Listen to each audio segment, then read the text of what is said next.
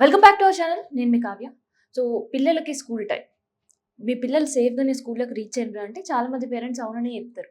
ఎందుకంటే వాళ్ళ ఇంట్లో ఉండే మదర్సో, ఫాదర్సో, బ్రదర్సో, సిస్టర్సో ఎవరైనా ఒకరు వదిలిపెడతారు. లేదు అంటే స్కూల్ బస్ వచ్చి పికప్ చేసుకుంది. ఆటోకి మేము పిల్లల్ని ఎక్కించాము. మార్నింగ్ బాయ్ బాయ్ చెప్పాము. కానీ మీ పర్సనల్ వెహికల్స్‌లో కాదు. స్కూల్ వెహికల్స్‌లో ఎళ్ళిన పిల్లలు సేఫేనా? హైదరాబాద్‌లో స్కూల్లు స్టార్ట్ అయితున్నాయంటే ప్రతి ఏడాది కూడా అధికారులు బస్సులు చెక్ చేసే కార్యక్రమం కూడా పెడతారు. రైడ్స్ చేయడం అనేది ఒక కార్యక్రమం పెడతారు. ఇది ఆల్మోస్ట్ అందరి పేరెంట్స్ కూడా తెలిసిందే. కానీ ఇన్ జనరల్‌గా బస్ ఫిట్‌నెస్ ఉందా? బస్ సంబంధించిన పేపర్స్ ఉన్నాయా? పొల్యూషన్ ఉందా? లేదంటే బస్ హెల్పర్ ఉన్నారా? క్లీనర్ ఉన్నారా? పిల్లలు పిల్లల్ని దింపడానికి, ఎక్కేయడానికి అక్కడ హెల్పర్ మస్ట్‌గా ఉండాలి. ఇట్లాంటివి మాత్రం చెక్ చేస్తారు. కానీ ఈసారి చాలా భిన్నంగా ట్రాఫిక్ పోలీసులు కూడా ఈ రైడ్స్‌లో ఇన్వాల్వ్ అయ్యిండ్రు. హైదరాబాద్‌లో 1 కాదు, 2 కాదు దాదాపు 324 బస్సులని 34 లొకేషన్‌లో చెక్ జేషిర్రు.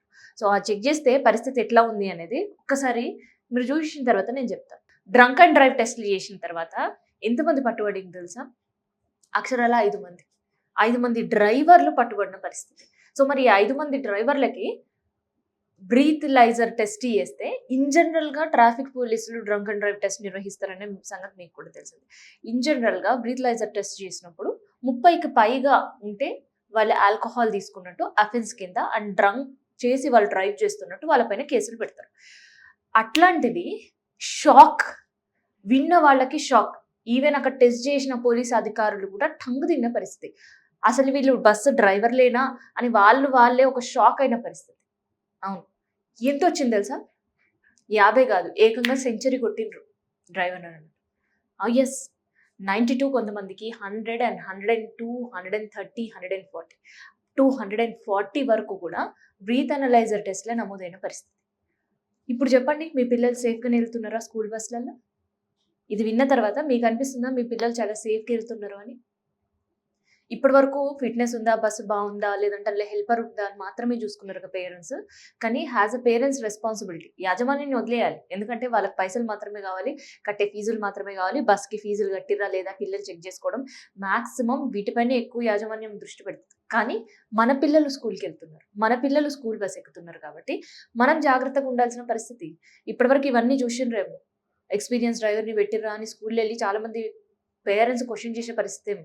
కానీ ఈసారి మీ బస్తీలకి, కాలనీలకి లేదంటే అక్కడుండే ఆహ్, డ్రాపింగ్ ఆర్ పికప్పింగ్ పాయింట్‌కి డ్రైవర్‌లొచ్చినప్పుడు వాళ్ళు తాగి ఉన్నారా? లేదా? వాళ్ళు ప్రాపర్‌గా డ్రైవ్ చేస్తున్నారా? లేదా? అని పిల్లల్ని అడిగి తెలుసుకోవాల్సిన సిట్యుయేషన్స్ ఇవాళ హైదరాబాద్‌లో నెలకొన్నాయి. అండ్ ఇవాళ పట్టుబడ్డ డ్రైవర్లు మాక్సిమం చెప్తే సిగ్గుచేటు.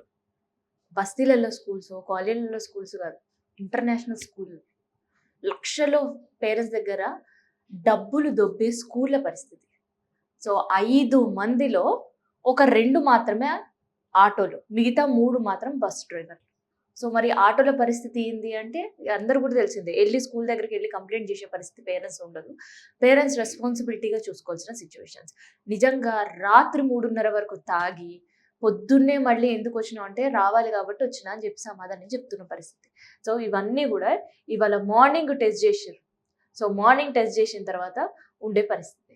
So, ego queen prism school and ఇది బంజారాహిల్స్, ఎస్ఆర్ నగర్, మైత్రివనము, మహంకాళి, బోయిన్పల్లి, సికింద్రాబాద్ ఇట్లా చెప్పినా కదా! దాదాపు 34 లొకేషన్స్‌లో పోలీస్ అధికారులు చెక్ చేసినప్పుడు ఏ స్కూల్స్ ఉన్నాయో అది కూడా నేను మీకు చెప్తాను ఉండండి. సో, 34 లొకేషన్స్ చెప్పినా కదా! అందులో డ్రైవర్ ఫుల్లుగా మందు కొట్టి దాదాపు ఇందాక నేను చెప్పినట్టు 80 పాయింట్ల పైనే ఉన్న మహానుభావుడిన. సో, ఏ స్కూల్లో తెలుసా? శ్రీ చైతన్య స్కూల్. ఇది ఏడుందంటే ఎస్ఆర్ నగర్ బస్ అంట. తర్వాత Bolton school, Mahankali bus, Geetanjali school, Mahankali auto rickshaw. So, ఇందాక ఇందులో ఆటో వాళ్ళు కూడా ఉన్నారన్నారు కదా! సో, ఒక్కసారి మహంకాళి లిమిట్స్‌లో పిల్లల్ని ఎవరైతే పంపిస్తున్నారో ఆటోలో ఆ పేరెంట్స్ చాలా కేర్‌ఫుల్‌గా చెక్ చేసుకోండి. సో, వీళ్ళు కూడా ఇవాళ దొరికిన పరిస్థితి. Prism international school Manikonda bus, school bus Manikonda దగ్గర. ఇక్కడ మినిమమ్ ఫీజెస్ పిల్లలవి ప్రైమరీ సెక్షన్స్‌లోనే తీసుకోవాలి. బుక్సు, బ్యాగు, స్కూల్ ఫీజులంటే తడిచి మూపడైతాయి పిల్లలకి. అయినా కూడా పిల్లల భవిష్యత్తు బావుంటది. ఇంటర్నేషనల్ స్కూలేస్తే మంచిగా చదువుతారు అని అనుకోని ఏసిన పిల్లలకి అసలు పిల్లల పరిస్థితి ఏంది? తాగి బస్సు డ్రైవర్ దేనికన్నా హిట్ చేసినా, ఇంకొకటి జరిగినా దాని రెస్పాన్సిబిలిటీ ఎవరిది అనేది ఇవాళ ఆలోచించవలసిన పరిస్థితి. అండ్ ఇంకొకటేందంటే ఇప్పుడు ఇక్కడ బంజారాహిల్స్ స్కూల్ దగ్గర కూడా దొరికిండ్రు. కానీ అదేంటంటే ఆటోలో పిల్లల్ని స్కూల్‌కి పంపించిన వాళ్ళు. So, Montessori school Banjara Hills. So, Montessori school Banjara Hills ఆటోలో ఆటో రిక్షా అయినా దొరికింది. ఈవెన్ ఆటోలే అండ్ గీతాంజలి స్కూల్‌కి సంబంధించిన వాళ్ళు కూడా ఆటోలు మిగతా శ్రీ చైతన్య కావచ్చు, మిగతా మణికొండ ఇంటర్నేషనల్ స్కూల్ కావచ్చు, ఇక్కడ ఉండే స్కూల్స్ మాత్రం స్కూల్ బస్సులో డ్రైవర్లు దొరికిన పరిస్థితి. సో, దొరుకుడు కూడా వీళ్ళేదో 30, 40 పాయింట్లు కాదు. ఇన్ జనరల్‌గా 30 పాయింట్ల పైన వచ్చినా వాళ్ళు ఆల్కహాల్ ఉన్నట్టే. కానీ పోలీసులు ఎట్లా నిర్ధారిస్తారు అంటే ఆల్కహాల్ సివియారిటీ అబోవ్ 30 వస్తే ఆల్కహాల్ వాళ్ళు తీసుకున్నట్టు. అండ్ అబోవ్ 50 పైన వచ్చినప్పుడు కొంత ఎక్కువ ఆల్కహాల్. అండ్ అబోవ్ 90, 85-90 వచ్చినప్పుడు చాలా హెవీగా మందు కొడితే అట్లాంటి సిచ్యువేషన్స్ ఉంటాయండి. ఇది నేను చెప్పుడు కాదా? అధికారికంగా ట్రాఫిక్ పోలీసుల బ్రీత్ అనాలిసిస్ ఎవ్వరు చేసినా కూడా వాళ్ళ చిట్టా ప్రకారం వాళ్ళు నిర్ణయించేదన్నమాట ఇది. సో, ఇప్పుడు మరి మందు కొట్టి డ్రైవ్ చేస్తున్న బస్ డ్రైవర్ల బ్రీత్ అనాలిసిస్ టెస్ట్ చూస్తే షాక్ అవుతున్నారు పోలీసులు కూడా. ఏదో పర్సనల్‌గా పార్టీలకు పోయి ఇన్ జనరల్‌గా డ్రైవ్ చేస్తే ఎట్లుంటదో అట్లుంటది. ఇన్ జనరల్‌గా కూడా డ్రైవ్ చేయాల్సిన అవసరం లేదు. ఎందుకంటే డ్రంక్ అండ్ డ్రైవ్ చెయ్యొద్దు అని నెత్తి నోరు మొత్తుకొని పోలీసోళ్ళు చెప్తుంటే ఇప్పుడిప్పుడు జనాలు మారుతున్నారు. మరి మాయదారి రోగం వీళ్ళకేమొచ్చిందో తెలీదు. చిన్న చిన్న పిల్లల్ని తీసుకొని బస్సులకు పోతుంటే పేరెంట్స్ కంప్లీట్ హోప్స్ మొత్తం బస్ డ్రైవర్ పైనే పెట్టుకొని పంపిస్తారు. ఎందుకంటే కొన్ని పరిస్థితుల్లో పేరెంట్స్ పికప్‌కి కష్టం అవ్వడం కావచ్చు, వాళ్ళని స్కూల్ దగ్గర డ్రాప్ చేయడంలో వాళ్ళకి టైం లేకపోవడం కావచ్చు, కొంచెం స్కూల్ బస్‌లో ఎళ్తే వాళ్ళు కొంత సెక్యూర్డ్‌గా ఉంటారని చెప్పేసి ఈవెన్ ఆటోలు, మిగతా ప్రైవేట్ వెహికల్స్ కూడా ఏవి మాట్లాడకుండా స్కూల్ బస్సులని గుడ్డిగా నమ్ముతారు. యెస్. నిజంగానే చాలా మంది పేరెంట్స్ గుడ్డిగా నమ్మి స్కూల్ బస్సులలో పంపిస్తుంటే, ఈ డ్రైవర్స్ డ్రంక్ అండ్ డ్రైవ్ టెస్ట్‌లలో ఈ బయటపడ్డ పరిస్థితులు చూస్తే షాక్ అయిన పరిస్థితి కనిపిస్తుంది పేరెంట్స్ లిటరల్‌గా. మరి ఇట్లాంటి సిట్యుయేషన్స్‌లో పేరెంట్స్ ఇప్పుడు ఆలోచించాల్సింది ఏంటి? నిజంగా బస్ ఫిట్‌నెస్ ఉందా? లేదంటే డ్రైవర్‌కి సంబంధించిన ఎక్స్‌పీరియన్స్ ఉందా? డ్రైవింగ్ లైసెన్స్ ఉందా అని కాదు. డ్రైవర్ ప్రాపర్‌గా వస్తున్నాడా? మీరు పిల్లల్ని బస్ ఎక్కించేటప్పుడు డ్రైవర్ కండిషన్ ప్రాపర్‌గా ఉందా? లేదంటే కొంత సిక్‌నెస్ ఉందా? లేదంటే ఇల్‌నెస్‌గా కనిపిస్తున్నాడా? లేదంటే వాళ్ళని డ్రాప్ చేసే టైంలో కావచ్చు, ఎట్లా ఉన్నాడో అని పిల్లల్ని కూడా తెలుసుకొని, అడిగి పంపించాల్సిన సిట్యుయేషన్స్ అయితే ఇవాళ హైదరాబాద్‌లో కనిపిస్తున్నాయి.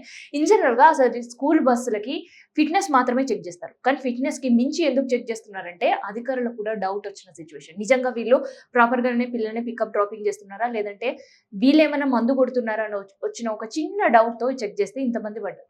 అసలు ఒక్క రోజులోనే 5 మంది దొరికితే మిగతా స్కూల్‌ల పరిస్థితి ఏంటి?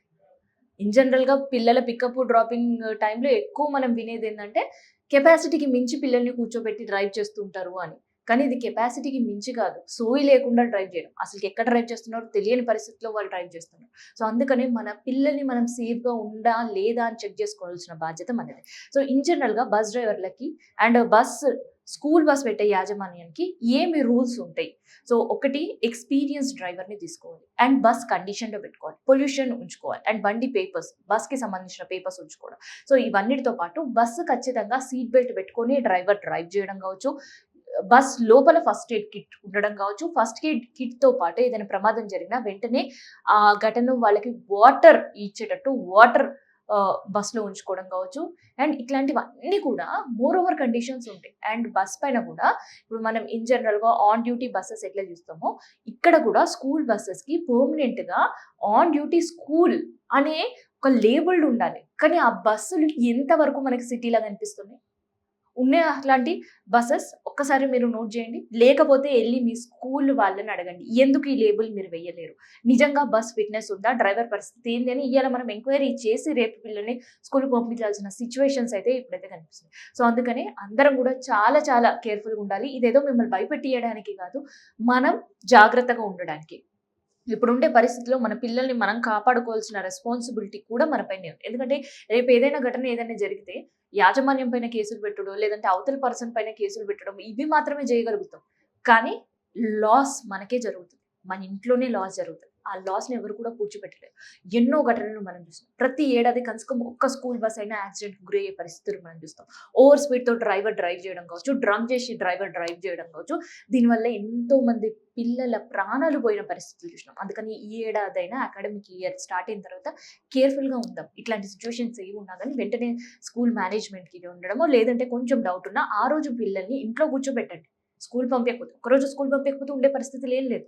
లేదు అంటే టైం తీసుకొని మీరు డ్రాప్ చేసి వచ్చే పరిస్థితి. సో అందుకని ఇది చాలా serious issue.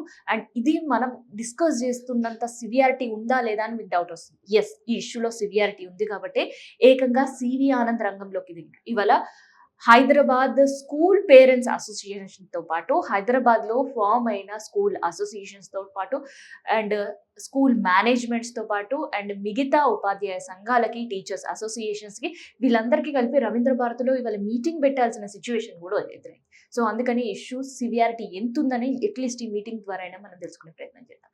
So please subscribe.